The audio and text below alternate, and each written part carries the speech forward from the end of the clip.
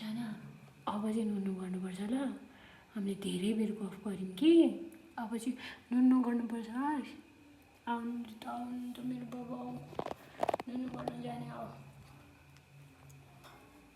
Good night Baba.